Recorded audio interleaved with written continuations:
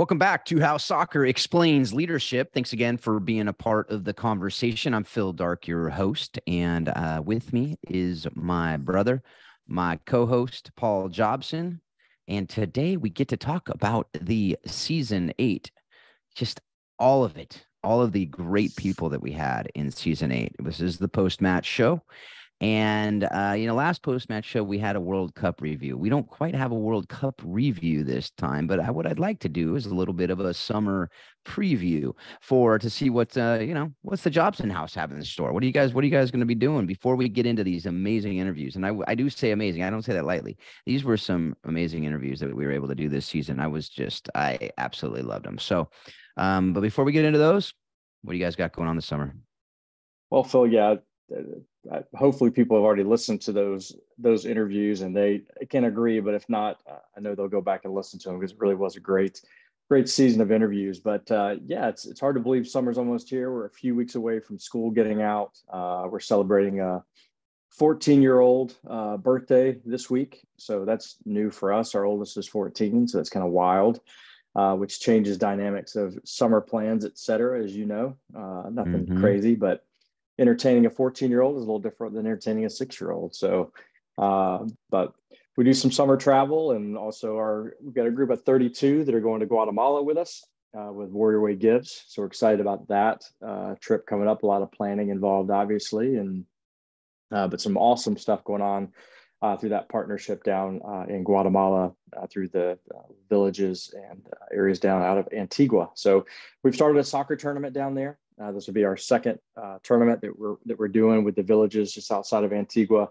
We bring in these young kids out of their villages. They get uniforms and cleats, and we compete and have just a festival of a day around the game of faith and soccer. So our teammates partner up with their teammates and coaches and just really pour in. So I will do that and then visit some villages while we're there as well and go back to their homes and talk to them and their parents. And so excited about that, along with just vacationing, man, just getting out of school and try not to plan too much, right? I mean, some of the fun of summer is just kind of going with the flow when you can. I don't know how you guys navigate that, but something we enjoy is the non-scheduling of summertime. Yeah, I mean, you got to use that pool too, right? I mean, I have no doubt that'll get a lot of use this summer. It's Texas. We're already in that thing. It's year round. I know. That's true. But, what do you guys especially without going school. Actually, talk about birthdays. My middle child, she turned 17 on her graduation day. So May 25th will be a big day for her. She's kind of like torn. It's kind of like the Christmas birthday. She's like, I feel like I'm gonna, kind of get ripped off because I won't get a birthday. I'm like, the entire school is celebrating your birthday. What are you talking about? Yeah, totally. It's incredible. So you get to have a huge party at the sober grad night, So she's so it's exciting. She turns 18, big birthday on that graduation day.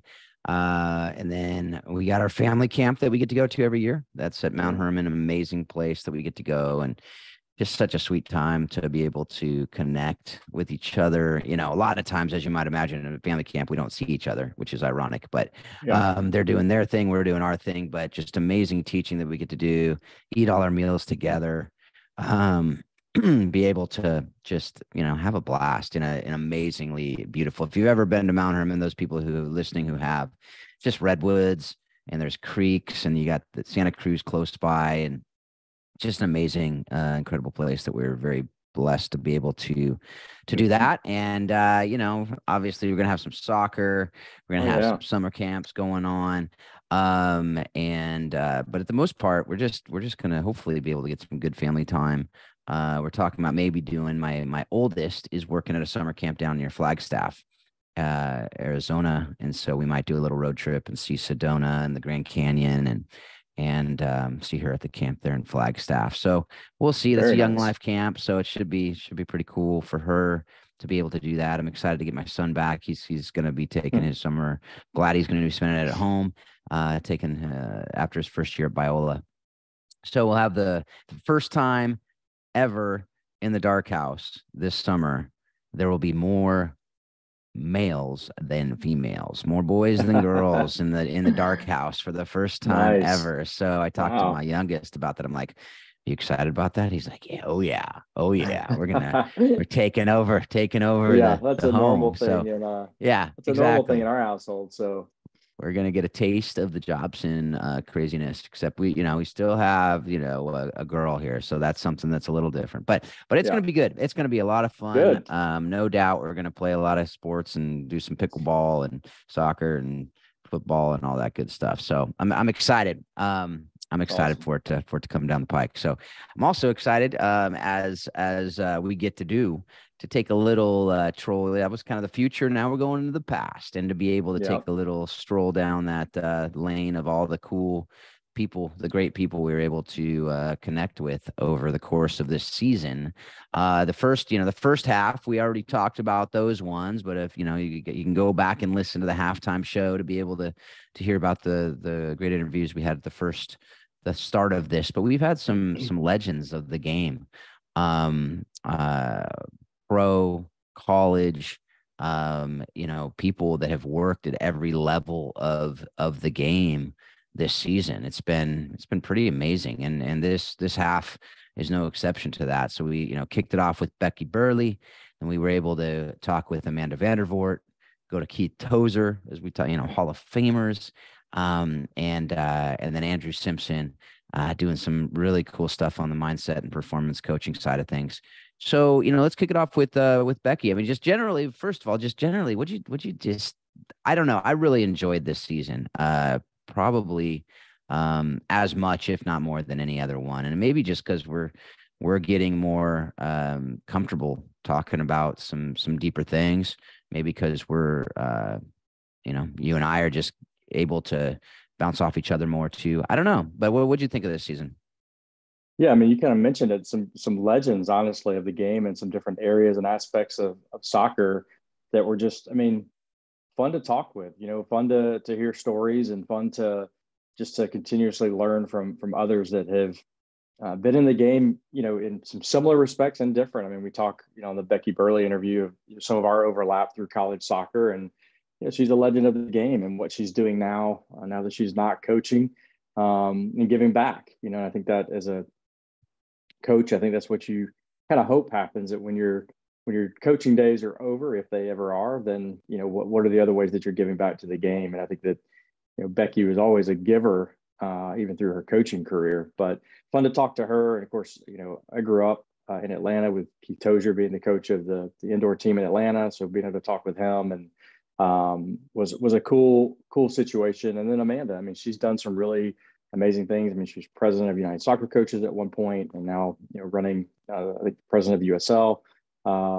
So just some really cool aspects of the game that I know I don't always have the opportunity to talk to folks doing things in those different arenas, but to be able to give that to our listeners, even, I think was really cool. So pretty special season on those fronts for sure. Yeah, I talk to people about that all the time. I'm like, how many times have you had a conversation with someone and you're like, man, I wish that other people could hear this Yeah, yeah. conversation. And we get to do Well, that's that. what we're doing. Yeah, Yeah, that's what we're exactly. doing. We get to have those conversations and people do get to hear them. And some of those conversations, sometimes I do the pre-interview and I'm like, shoot, I wish I would have had just pushed record and gone, but I feel like all of these conversations brought out some of those things that those pre-interviews do, and so Yeah, so let's just start with Becky, and just that was the other thing you talked about. You hit on it. Like, you've coached with three of the coaches that we had on this season. You've coached against, right? We had Keely Hagan at Colorado State now, but she was at University of Texas, as well as Carrie Sanchez, who was at University of Texas. Now she's at Colorado College, and then Becky, right? So, and being able to play against Becky, apparently, I think you may have had some closer games, it sounds like, against the Texas coaches than you did against Florida, yeah, but that was something that just brought out a different aspect, because you've seen them in their element in regards to coaching as well, to know that they're the real deal. Like, they're not just talking about platitudes and saying things that sound good here, but we're how to have that personal friendship and relationship with these people as well, which was really cool. But with Becky in particular, we talked about the stuff she's doing now to serve. I mean, What Drives Winning is doing some amazing things. If you haven't listened to that interview, go back and listen to it. If you haven't listened to these interviews, go back and listen to them before you listen to Paul and I just talking about them, because it's way better to just hear what these people had to say. But we do like to go back and just touch on some things that really stuck out to us.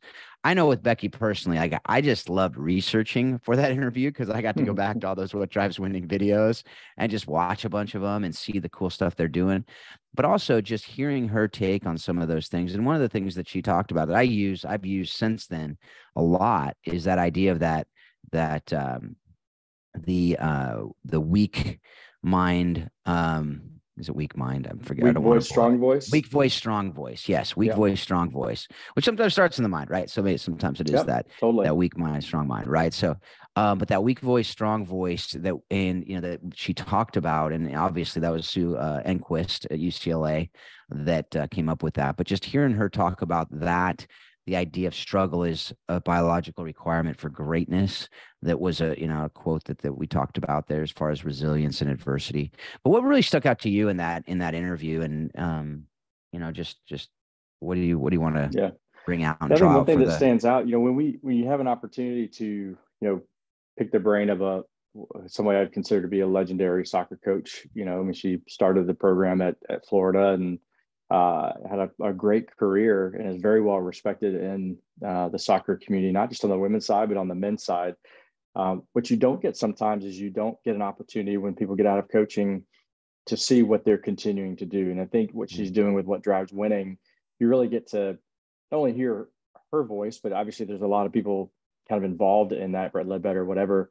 But how she's continuing to push the game and give back to the game. And I think you just hear that throughout the interview, just her passion for other people, which I think is one thing that made her a very successful coach, was her passion for other people and her continuous drive to continue to learn about people and about herself and about the game. We talk about DISC, which, if you listen to this podcast, we talk a lot about DISC, but she's a big believer in that too. But continuously learning about herself, continuously learning about others, and continuing to educate people along the way. And that's something that I just really highly valued out of that interview that I gathered about Becky. Yeah, and the other thing that she talked about that I don't want to ignore is, she talked about the importance of finding a thinking partner. We talk a lot about mentorship on this show, and I always talk to people about the example that Paul in Scripture talked about, right? The idea of having a mentee, that you're pouring into, to have a mentor that is pouring into you, but also have that kind of Barnabas, that person that he had that walked alongside, that is someone who you can bounce ideas off of, who is a peer, who is someone who's probably at this similar, typically with a mentor, it's someone who's about 10 to 15 years ahead of you. Or not always years, but just it doesn't have to be they're older, but just in whatever you're doing, maybe they're 10 to 15 years ahead of you. So they can speak into that. I know my wife and I just recently got a couple to mentor us in our marriage. We talked about it. It's like we have a really good marriage. We want to have a great marriage. We want to have a marriage that is just off the charts, and not so everyone can talk about it and say, oh, you guys are amazing, but for us to be able to experience that and to have that thinking partner to be able to say, hey, you know what, I think we're doing pretty well right now. I feel like, as a coach, you're like, I'm in a good spot. You can be in a better spot, right? And that's where someone who can walk alongside you, who will tell you the truth. And typically it's not an assistant. It's not someone on your staff. Typically it's someone outside of that who can have that third person just be able to say, hey, here's what I'm seeing. Here's some of the things that I really, think you could take it to the next level if you do X, Y, Z. I saw you do this. Here might be some blind spots. We talk a lot in DISC about blind spots. That thinking partner can help you with the blind spots and be able to walk along, again, just walk with you. We obviously have our spouses, and hopefully they are they are the top thinking partner you have. But, oftentimes they're not even seeing some of those blind spots. Sometimes you have blind spots together. And in the coaching realm, oftentimes you're not coaching with your spouse, so they don't see that side of it either. So anyway, that's something that I really liked. And I probably took it a little further than she did there, but I don't know. What do you think of that, Paul?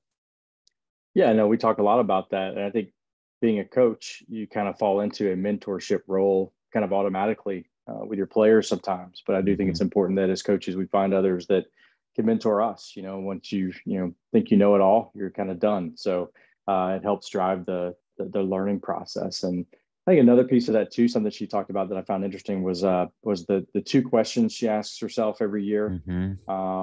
I think just having some, it's kind of like, I guess it's kind of like goal setting. It's kind of some reminders and things like that. I think that go along with growing yourself and pushing yourself alongside having a mentor or being able to mentee. I think that having some guidelines for yourself, some goals and objectives are things that can be helpful also. And I think she talks a little bit about her. I think you kind of pried it out of her to talk about her 2 questions that she was asking herself. So that's worth a listen as well. Yep. I guess you just try to avoid that a little bit, but that's all right. I don't do that often, but I did. And I was curious. Yeah, sometimes when I get curious, I go. So yeah, I think go back, listen to that episode. Also check out the What Drives Winning stuff. It is really good stuff. Yeah. And I know I've used it in the coaching stuff that I'm doing, not just personal coaching, but when I'm coaching others as well. Some of those videos, some of those different things, they're very easy. You can just plug and play, literally just have your team watch them and, or have your coaches watch them to be able to pull out those things. So even outside of the things that we talked about with her, I thought what was interesting is how she and Ledbetter got together in that initiative as well. So that outside of soccer, but just we talk about relationships and networking and whatever, how that came together was a really interesting thing also. And that's worth a listen. So I thought I'd catch that before we move on to Amanda, because I think that's worth the story also to go back and listen to. So we won't ruin the story. We won't spoil it. Go back, listen to it. Definitely worth a listen because it's got some great lessons in there as well. That we've talked about on this show, that idea of take the meeting, the idea of, don't say no for someone else. Like all these other things, they all came into that story. So definitely check that out.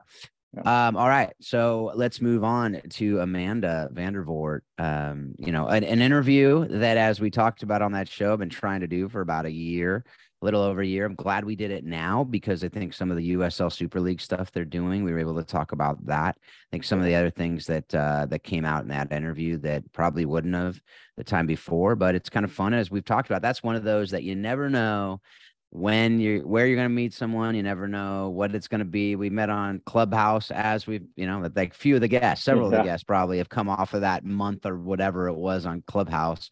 And some of the really fun ones. And I know that this was a great conversation. I thought some of the stuff that came out, we did not plan on it coming out. But I thought it was some really important, really, really good stuff. But I want to hear from you first, and then I'll throw in my 2 cents. Well, I think anytime you find someone who is, what I would call, successful in the eyes of the world, she's got a high ranking position at a really great organization, you wonder where they start from. And I think her story of what motivated her, what initiated her drive is worth a listen all by itself. That's the only thing you go back and listen to. I think just her story of what kind of drove her to be who she is and what she's about, I think is always, for me, that's always some of the most interesting piece of someone's life is what initiated, who they are and what they believe and why they believe it and why they do what they do and how they do what they do. What motivates them, what are the stories they look back on and say, well, this is who I am and this is why I am who I am. And I think she's got a great backstory. And I think, on the other side of it too, I think the fact that she loves to bake cakes, come on, does it get any better than that? It's just great in the kitchen. So that creativity has always been impressive to me. I mean, I can follow instructions, but baking a cake and making it cool, everybody wants to eat it is pretty impressive. But I do think where people come from, what makes them tick, those are things that interest me. And I think she's got an amazing story behind her. Yeah, that was funny that when I saw that, her idea of championship cakes, I thought was interesting. We'll see if that catches on. I don't know if it will, but we'll see. We'll see. The other thing that I mean, the story I loved, again, I don't want to spoil it. I want you to go back and hear it from Amanda, but just the idea when she wanted to play soccer as a kid and she wanted to go to a camp and didn't have money and that didn't stop her. She ended up being able to go to the camp, but how she got there, the initiative that she showed, it was just super, super cool. I thought, and that's something that I, talk to my kids about already. My daughter, I'd mentioned, she's graduating from high school, and she's going to go to Youth with a Mission, and she's going to follow in her big sister's footsteps and heading over to Youth with a Mission in the fall. And that takes putting yourself out there and asking other people to help you get there, and not just begging for money. No, it's to say we want a team.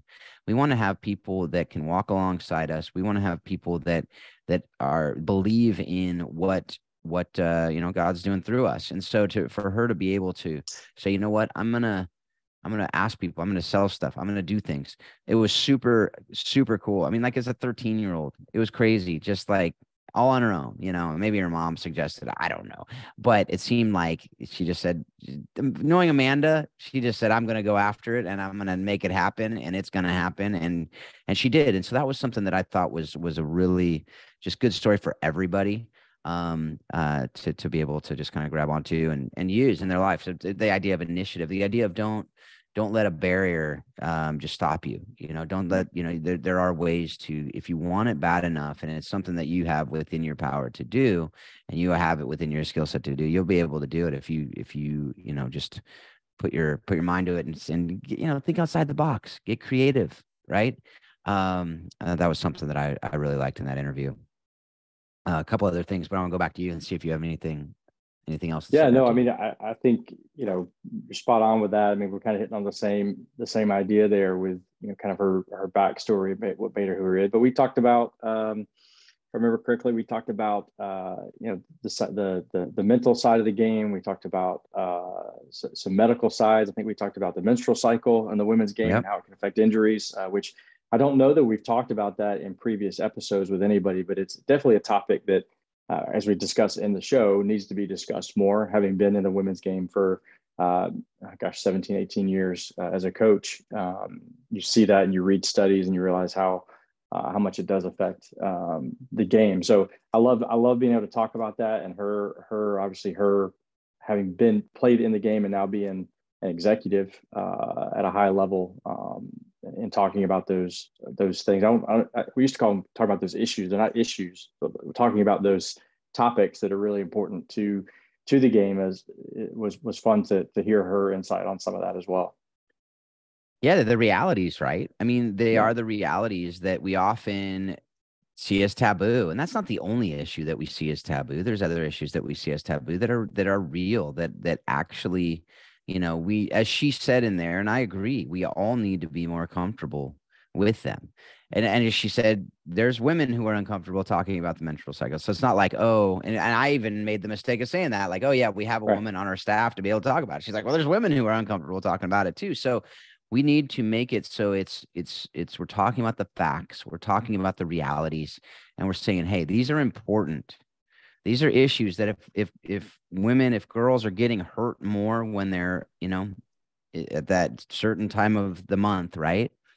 Then we need to know that, and we need to know when they're there, and we need to know and encourage them to be able to take the vitamins, supplements, whatever it is that will help with that they need to be able to do the things that will help them avoid those injuries, but also perform at their fullest, right? So it's not just avoiding the injuries. It's also to say, if there's something that there's a deficiency, if there's something that's going on, same way if you had a sprained ankle, you'd be like, okay, you got to do this. Here's how you get back, right? That's just a fact. We have no problem talking about a sprained ankle, but we have issues talking about some of these other conditions that may really affect them, so yeah. Well, I would just encourage people just to realize there's still a lot of research out there on it as well, and there are a lot of people doing some great research, and just encourage folks to look into that piece of it as well, as to, hey, what else do we need to be doing to put the funding into some of these things that need to be researched, so we understand it even better.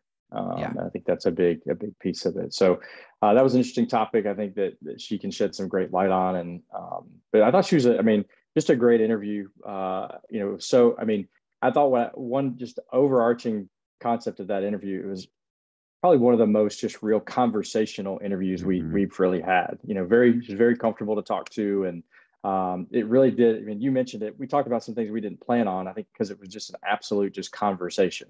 And while we say we don't really script things, we do have some topics we like to talk to in case people can't talk with us. But Amanda had no problem conversing with Yeah. the two of us over that conversation. So really, really loved that one.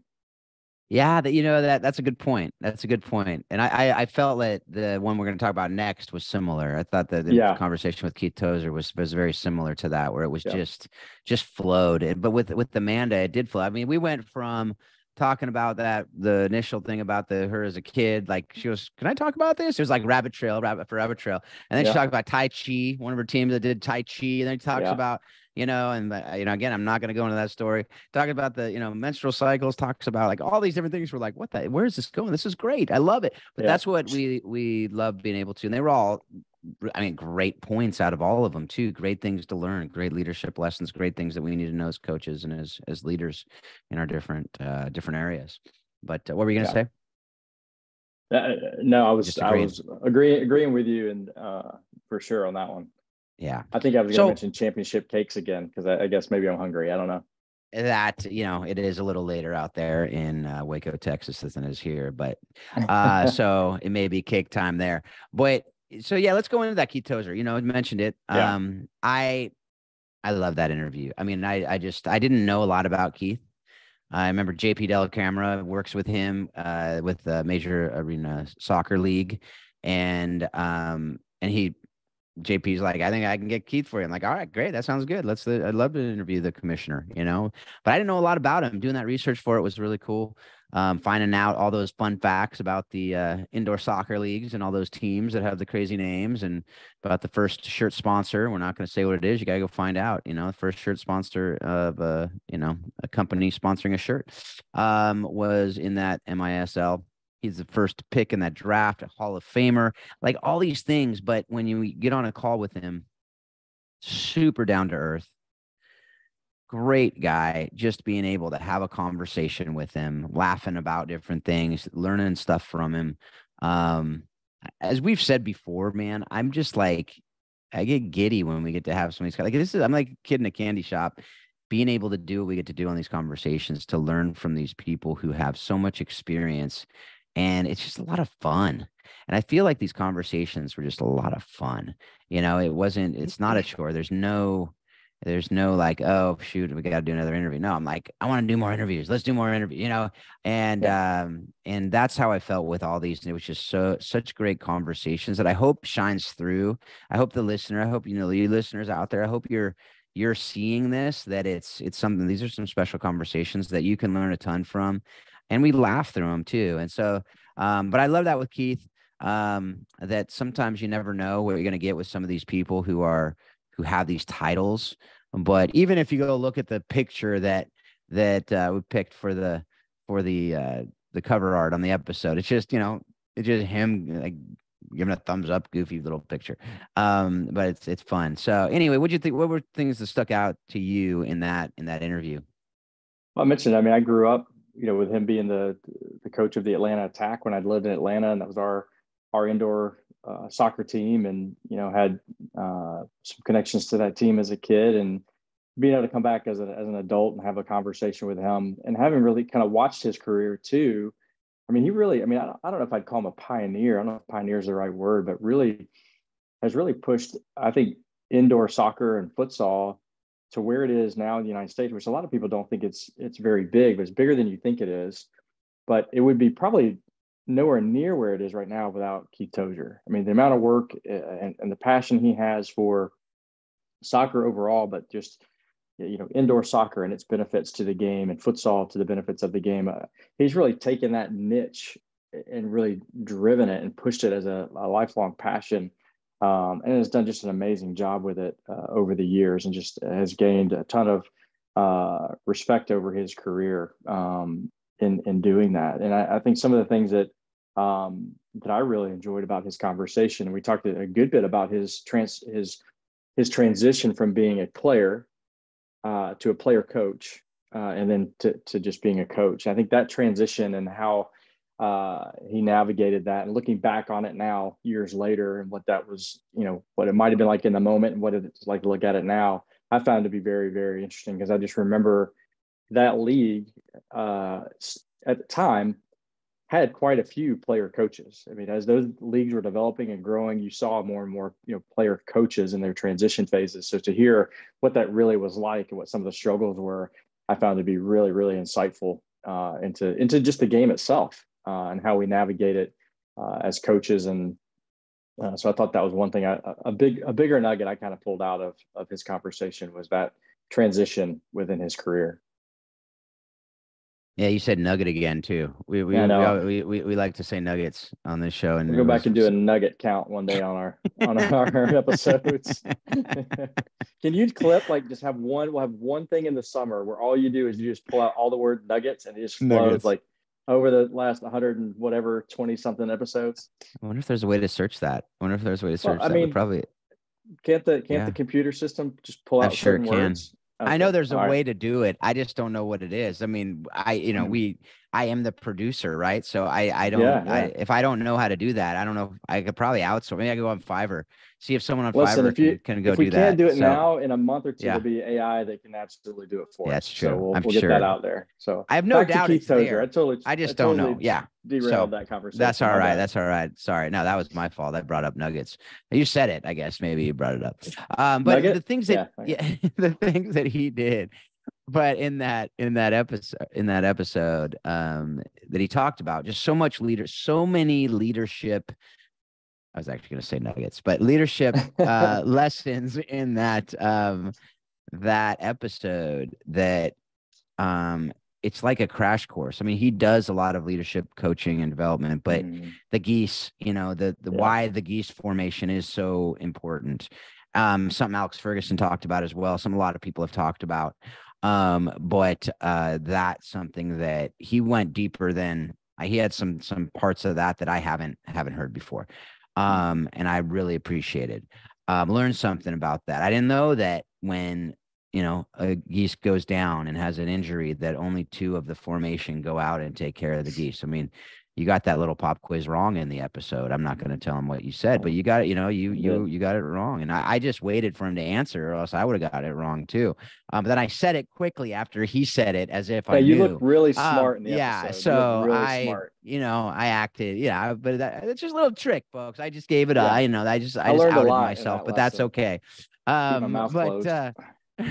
but but then also I loved him talking about leading up, right? I loved Mhm. how he, as a player coach saw different things. But then when he was the manager and he had that story, really cool story about how before a game he just brought all the senior leaders of the team, not seniors, but the veterans into the van with him and the coaches. They sat in the back and they said, "What would you do in this game if we weren't there?" And what happened out of that was super cool. I'm like, I want to do that with my team. Mhm. And just be like, hey, it doesn't mean we're going to do everything. As you said, it's not like you're doing it, but what would you do? And it turned out they did do all those things. And, I'm not going to let you know what happened. Because you're going to have to go listen to that. But super good lessons like that, that throughout that through that interview. As you said, I think also just hearing from him, a man who obviously has dedicated most of his life, most and pretty much all of his adult life to indoor soccer, to futsal, to developing those games, to developing not just the games, but to help other people understand how those games can develop the outdoor game too. That Mhm. was something that I thought was super important that all coaches, you need to listen to that interview just to hear all of those ways that he's talking about that it can be used, how you can train in those. And indoor soccer, as he said, if it hits the wall, it's basically going to be a kick because if you're playing that, don't count on that. Don't have that be a crutch. You can use it, but know how to play without using it, right? Like those are really things that I loved. I loved out of that. Yeah, and I was going to mention that too about the futsal and indoor. And I think for those who don't fully understand the benefits or have, I encourage them to listen to it because I think what you may assume from hearing what we've said about Coach Tozier and his lifelong push for indoor soccer and futsal is that that's the way he thinks the game should be played. And that's absolutely not it. He sees it absolutely as a training function for the outdoor game. And so he sees it as a value add, but somebody who loves the big game, as we call it, and has a passion for the big game. But because of his great passion for the big game, he sees this piece of it as his passion and drive to develop the big game. Where some of us focus on the big game, we coach the big game, we play the big game, we focus on the big game. He's gone in and found this niche of something that says, man, if more people did this, this is how we could develop the big game better. And I would just encourage you to go back and listen to his expertise on that, because he gives a lot of great insight into that. Yep. And, if nothing else, you'll learn some things that may come up in a trivia game somewhere at some bar that you're at a trivia game with some friends or a restaurant. You're doing trivia. There might be some MISL or MASL trivia that there's some names. If you want to know who the Hartford team name was in the MISL, you got it there. But, again, you're going to have to go listen. There's some funny names too. And there's some funny little taglines that happened with those MISL teams that those were just little fun little things that we were able to add to that interview. So that was Keith Tozer, and I will say, just, even knowing, it brought back a lot of memories to me of the MISL and the indoor and being a ball boy for California Surf. And again, they weren't part of the MISL, so I'm not sure what they were, but I know they played indoor at the Anaheim Convention Center. I can still remember doing that. So it just brought some cool memories back. And I know for you as well, as you talked about in Atlanta. So that was just fun there. All right. So this is going to be coming out, right? We're kicking off Mental Health Awareness Month right now. As we're recording this on May 2nd. May is Mental Health Awareness Month. The last interview we had in this season was Andrew Simpson. He's a mindset performance coach. He talked about a lot of these issues, a lot of the mental health issues. I think one of the things he talked about is just the fact that, one of the misconceptions of mental health is it's not just one thing, right? It's not one thing. It's so many different things that go into it.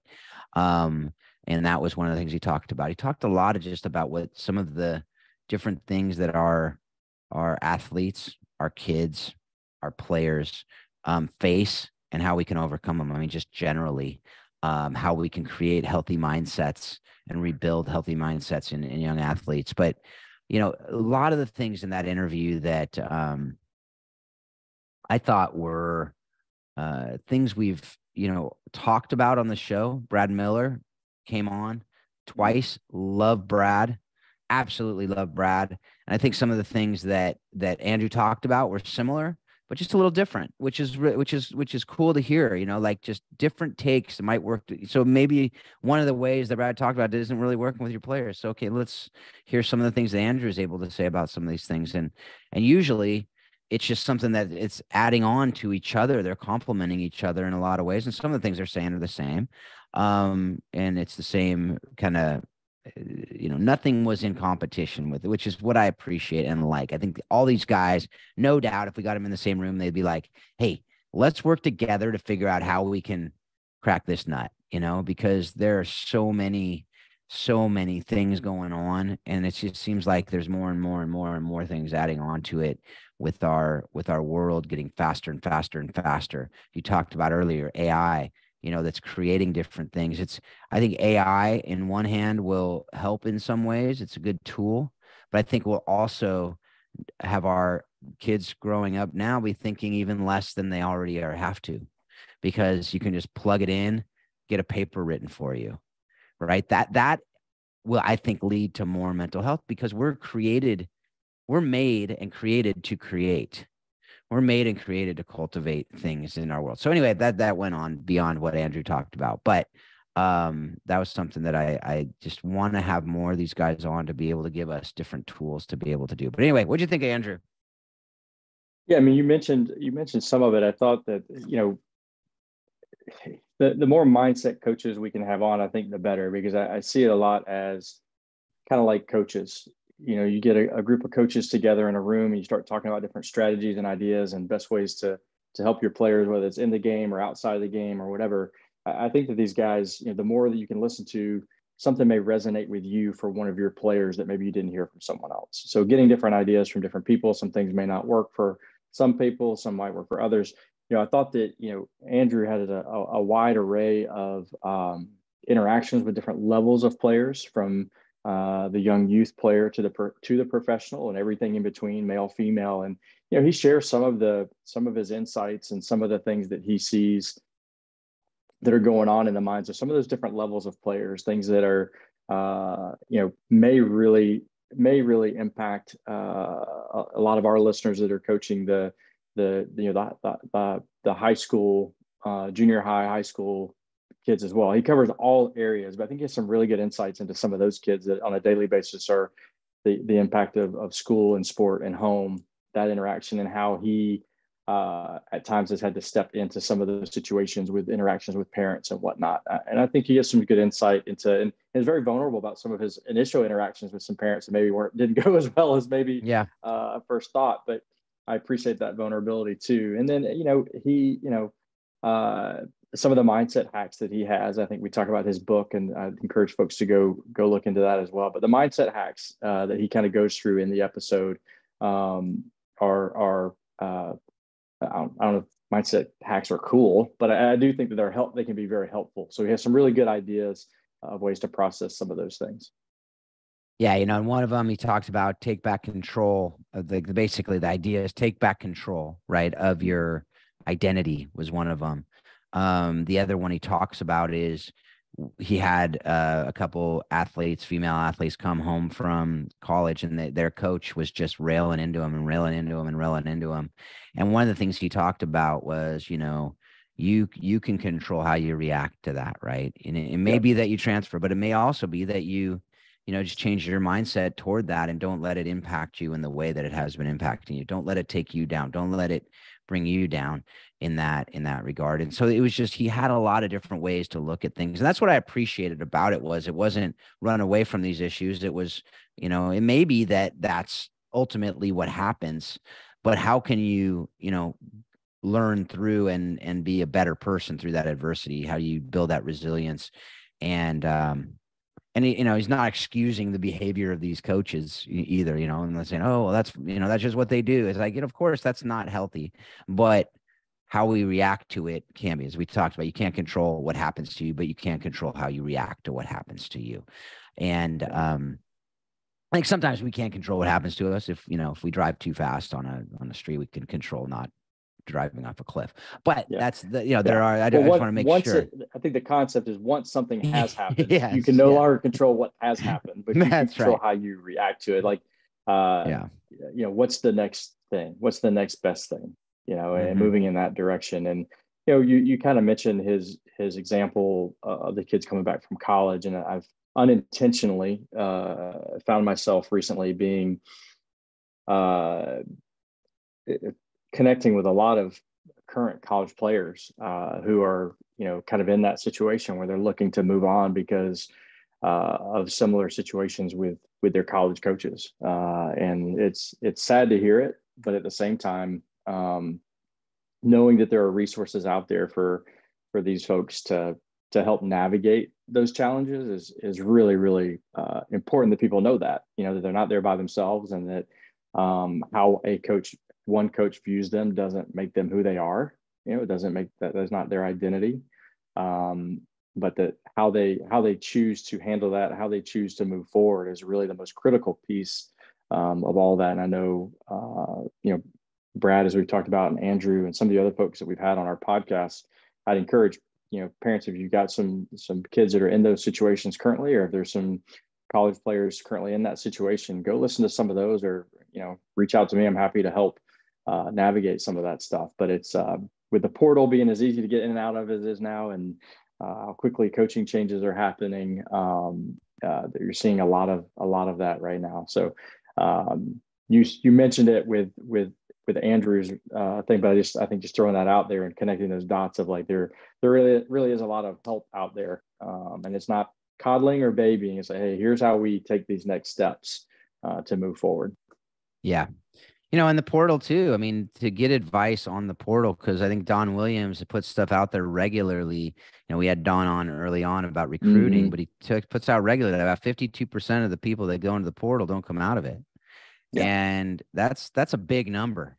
That's a really big number. Now, that's not just soccer. That's all sports, but still, a lot of people are going in, and especially if you're going in this late, it's a lot of teams are already filled. A lot of teams have, so it's a big thing, but that's not what we're talking about today. But that's something it's embroiled into the conversation. But he also has these fun things that I don't know if they're fun. I mean, as a parent, I didn't find it very fun, I guess. But he says, the 98, the common mistakes that 98% of parents make during their athlete's journey, right? And he talked about a couple of those. One is, pregame advice from a parent, usually isn't received very well. Post game criticism on the drive home, those things. And talking about just, what we can do as parents and what we shouldn't do as parents.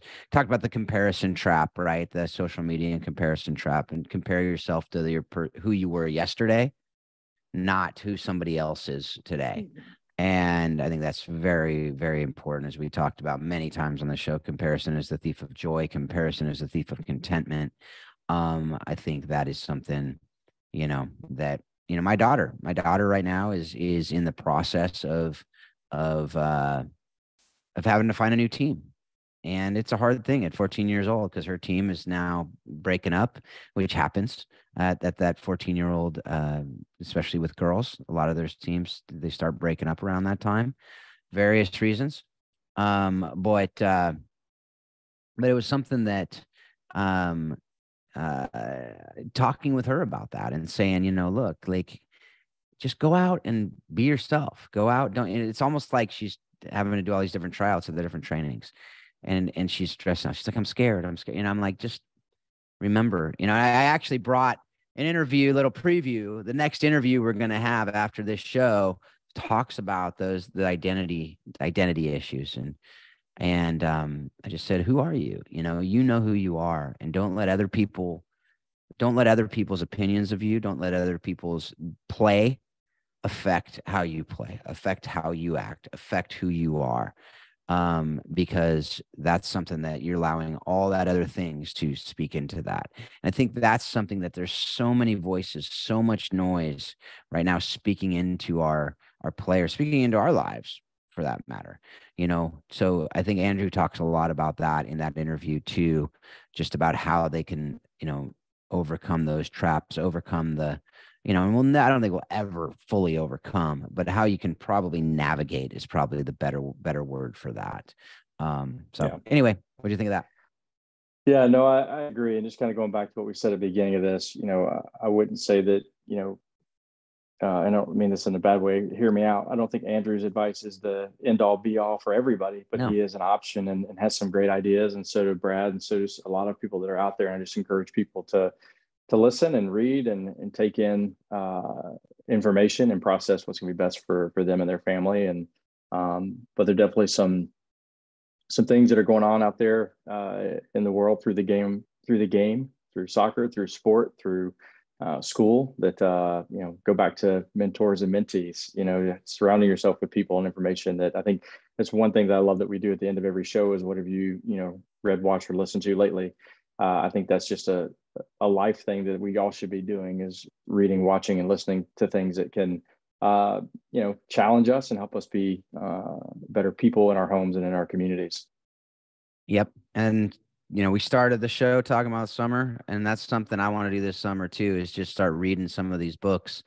Now that I might have a little bit of time. I don't know. Maybe I won't.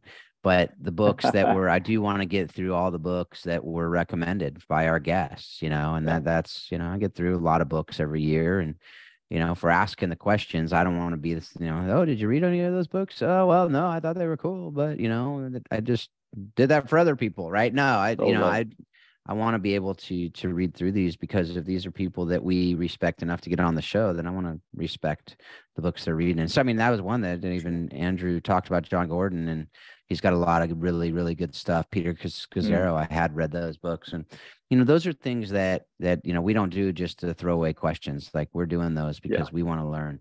We want to help other people learn. And if it's helping them learn, and people can always grab those in the show notes on the website. If they can't write them down in the car fast enough, you've got a great resource for them on the website. They can go back and search through those. So Exactly. Yeah. For every episode, the show notes, even if you just skim down to the bottom and see what the resources are that were referred to. Obviously, the show notes we have little, and that's something we don't really say very often, but you brought it up there. So the show note, every show that this episodes, if you're wondering, like, I want to go back and listen to something, I spend time with each of them to just put the timestamp of when a particular thing was talked about in the episode. So if you just want to refer back to an episode way back, just pull it up on howsoccerexplainsleadership.com. You can search that for that episode and just be able to go to that timestamp and be able to listen to that part of the interview. There's also obviously clips that you can go check out on YouTube if you wanted to do that. But then all the resources and links, anything we talk about in the show, that link is in there in the show notes as well. So you can just click on that. It'll take you right to Amazon. If it's a book, you can go, buy the book. The Andrew stuff is on his website, and he also has a bunch of bonuses. The link for that's on there too. So anything that we talked about today will be there as well. So anyhow, I want to just give a quick preview too. I gave a little preview already. The next episode, 2 weeks from the time this releases, Graham Daniels, it will be the Ed interview, and I can say personally, it's easily one of my favorite interviews of all time. I won't tell you why. I'll let you listen to that in a couple weeks, but it was a great interview with a great man, who's lived a really just amazing life, to hear how, God's worked in his life in incredible ways. But we have that coming up. There's some other names that we're talking with, other people that we're talking with about getting them on the show as well. No doubt season 9 is going to be another great season with great people that Paul and I get to talk with. Paul, any parting thoughts as we wrap up season 8? Nope, another great season. And like you said, the next season is ramping up to be another great one. I'm excited about that interview too. And just to be honest, I wasn't sure going into it at all, but coming out of it, I was like, man, that I would love that to go longer. And definitely one of the best that I've been part of for sure. So looking forward to that and what the next season has to offer going forward. It's getting better every season, and like we say every time, I mean, we're benefiting greatly from this. I hope that our listeners are. I appreciate you guys reaching out and letting us know how we can do better, or if you have other people you'd love to hear from to connect us with, we'd love to do that as well. But this has been a lot of fun, and looking forward to the summer for sure. I know we'll connect more throughout the summer, but hoping everybody has an amazing summer. Yep. So, folks, as Paul said, definitely reach out to us. You can do so on the website. You can do so, Phil, at howsoccerexplainsleadership.com. You can just reach out with any guests you might think would be great to have on the show. If you want to be on the show, we can hop on a call and see if it's a fit. Also, love to hear feedback. Anything that you learned, different things, different questions you might have for us or for the guests, please reach out. And as always, if you want to learn more about coaching the bigger game, which I'm doing with Christian DeVries, the Warrior Way. I mean, Paul talked about the trip to Guatemala, and they do things like that regularly. So if you want to learn more about Warrior Way and all the different camps they have this summer, different things like that, check that out. The link to that will be on the show notes as well. As always, in all these interviews, we don't just do them to kill time. We do these interviews because we know that these are people that are doing incredible things, have things we can learn from, just life lessons that they've had and experienced. And so we do hope and pray that everything that you're learning on the show, you're using it to help you be a better coach, a better parent, a better spouse, better leader, better in everything that you do. And that you continually remind yourself that soccer does explain life and leadership. Thanks a lot. Have a great couple weeks.